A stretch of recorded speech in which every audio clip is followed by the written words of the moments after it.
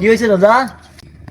তোকে মাস্টার আজকে ফোন দিছিল, আমি স্কুলে গেছিলাম, স্কুল থেকে আসলাম।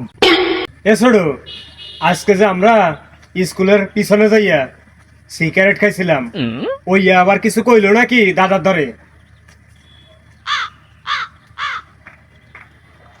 এই তোরা দুজনে কি বলা বলি করতেছস? এদিকে আয়, সামনে আয়।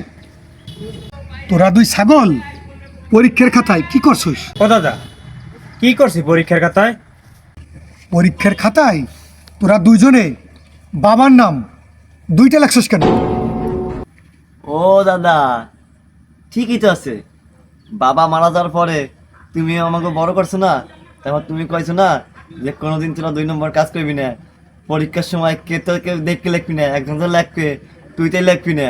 তোরা যা বলছস আমি বুঝছি, কিন্তু পরীক্ষার খাতায় বাবার নাম দুইজনে দুইটা লেখলি কেন? দাদা, এটা তো আপনার এই শিক্ষা। আমার শিক্ষা মানে?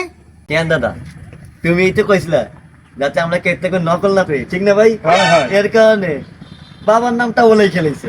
কারণ আমিও যদি বাবার নাম লিখতে যাই, আমার বাবার নাম, তাহলে দুজনের এক হয়ে যাবে না? তার মানে আমি ওটা নকল করছি, এটা আমরা ধরা পড়ে যাবো না?